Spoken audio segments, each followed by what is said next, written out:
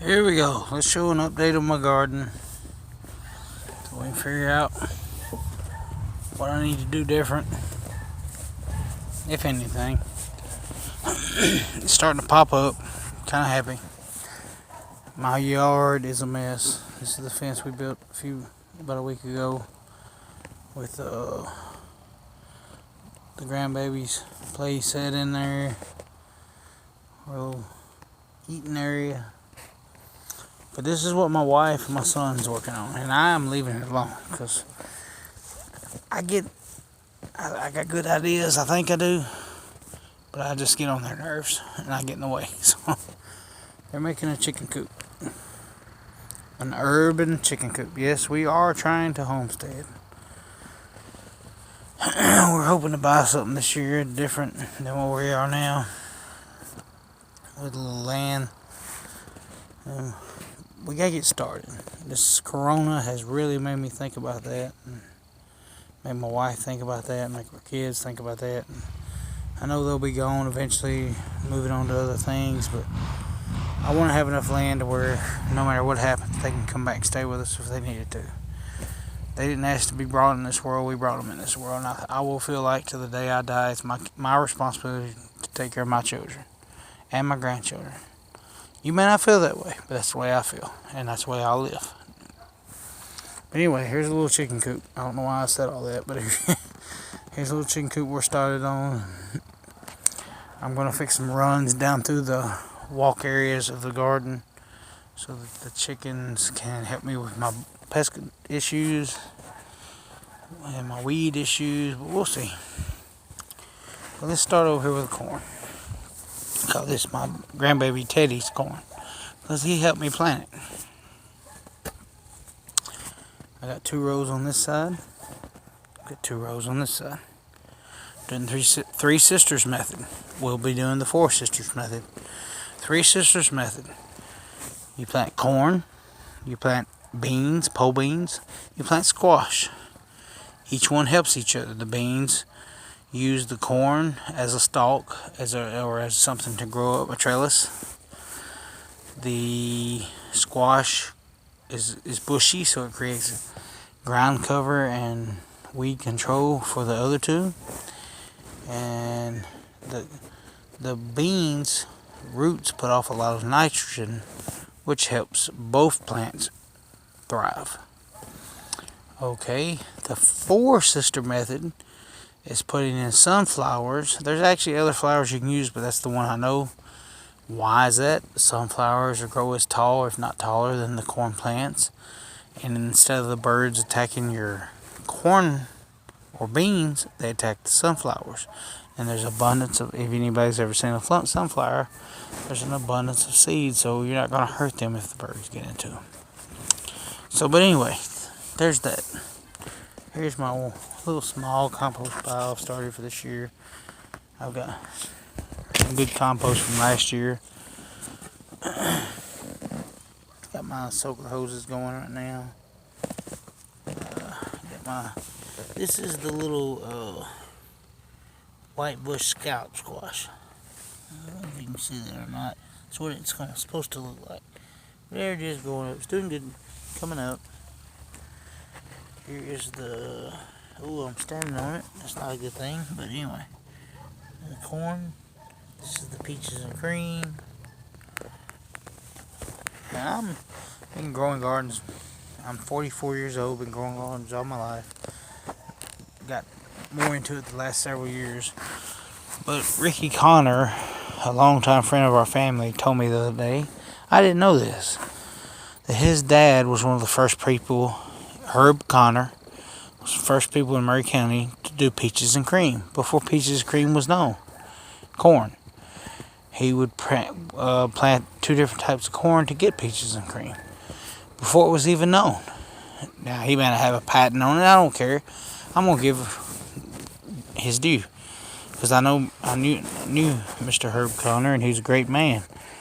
And apparently he used to plant peaches and cream corn. He used to make peaches and cream corn out of 2 different corns. Nowadays you can buy the seed for peaches and cream, which is one of the better corns you can buy. Which is what that is. Have several little stalks, and my grandson Teddy planted these right here, and that means a lot to me. Anyway, so down through here you got the peaches and cream going.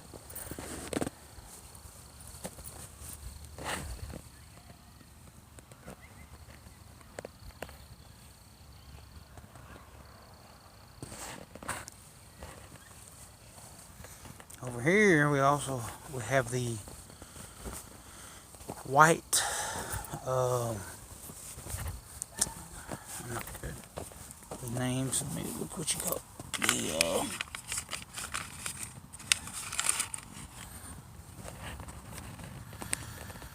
early sun glow hybrid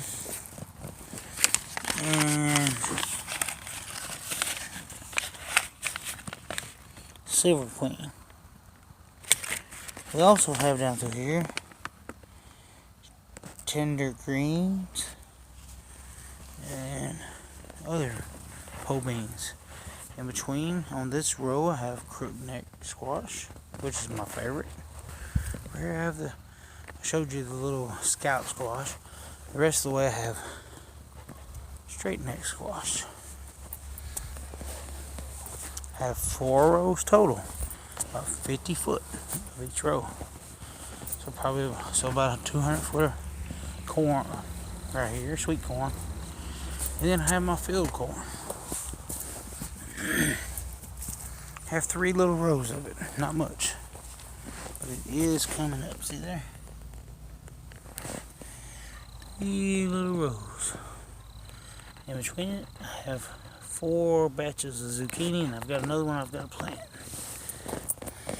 I always like to plant seeds and plants. I like to see the seeds grow. That makes my day because it's kind of like I did it, you know. But I like to put a few plants just in case the seeds don't do good. Here I have my long cucumbers, Japanese types, Asian types, whatever, English.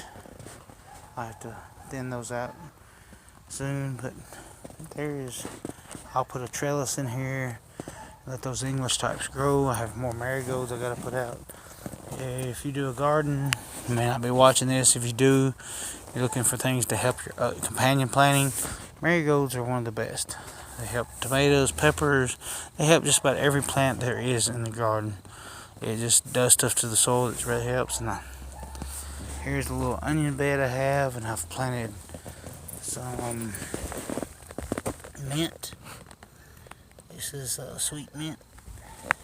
I've also planted some basil, which I put basil on pretty much everything I can. Some more marigold, eggplant. Then I have white, red, and yellow onions in here planted. This bed is where I've kind of used where I put everything I'm working on. But I'm fixing to, by the end of this week hopefully, get some watermelons and some cantaloupes in here. Put some high trellises and try to grow them up. We'll see. Over here is my tomato bed and my pepper bed. These are my sweet peppers down through here. Step over. These are my hot peppers. And there's just a row of tomatoes I put in between them. This is actually my tomato bed here. I have all kinds of different tomatoes here. I have, I think, a total around 24 tomato plants. I have marigolds, of course, planted in there. Zinnias, which will do good for insect control. I have basil, which helps with insect control. I don't even care if we use the basil much. I just like it. It smells. It makes your garden smell good, and it's very good for insect control. So I have to prune these tomatoes after a little while. Y'all know what pruning, why it is. You need to look on YouTube. If you see that little piece coming up between, that's a sucker. You need to get those suckers out of there, and you can take those suckers and replant them to make new plants. It's pretty neat. go.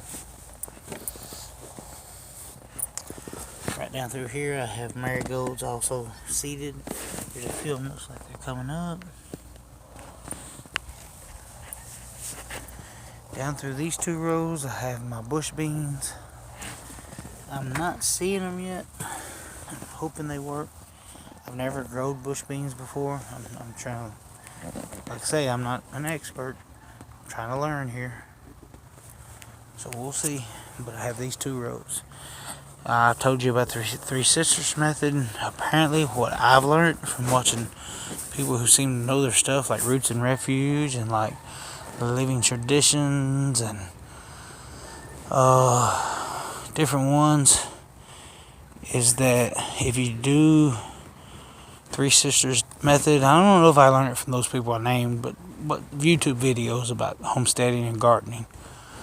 If you do Three Sisters method or companion planting, pole beans do great with the squash and the corn, but don't use bush beans. So my bush beans are down through here. This right here, the little arrow, yes, that's an arrow for a bow. I've got old arrows. I figure, hey, they make good little stopping points. From there on, I have pickling cucumbers all the way to that T-post. Right there, I have my okra.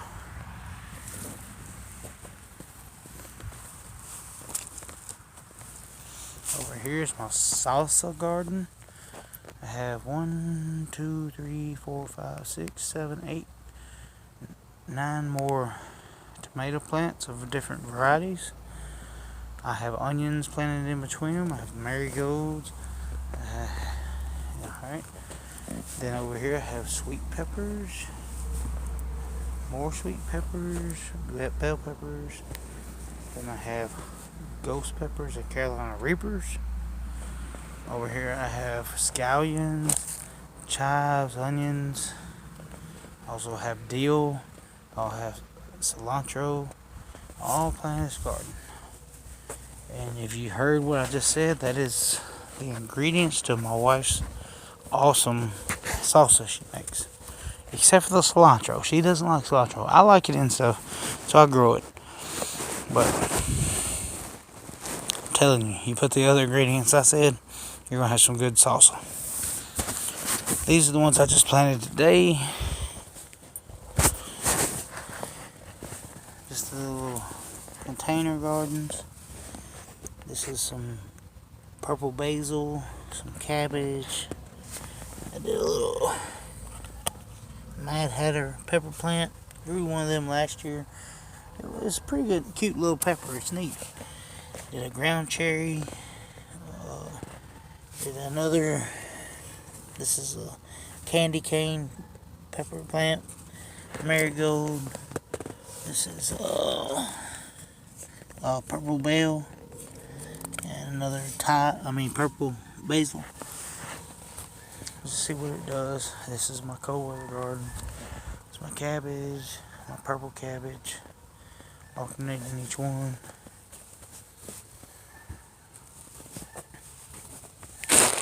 Onions in between each one. Onions are growing, that's which is good.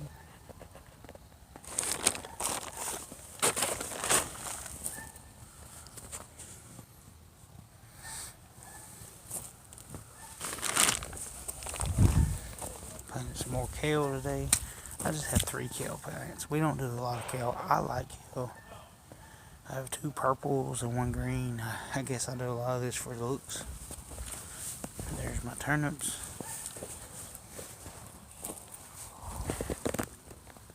More turnips. Brussels sprouts. Now there's the Brussels sprouts. This is broccoli.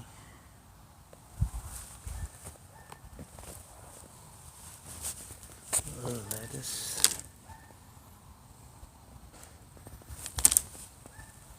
Cauliflower.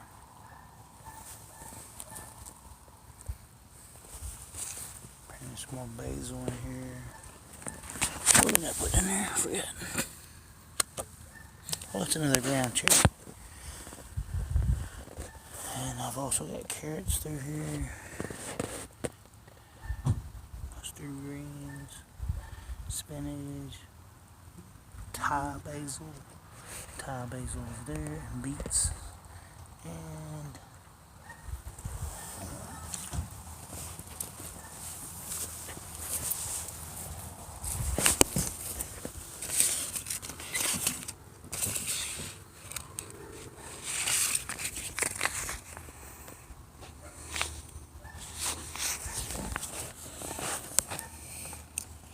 put some dill in there.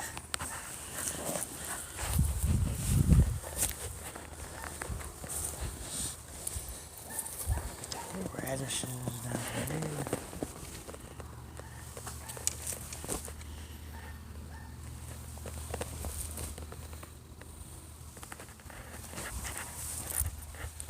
Back to my turnips. What about it, Jeff?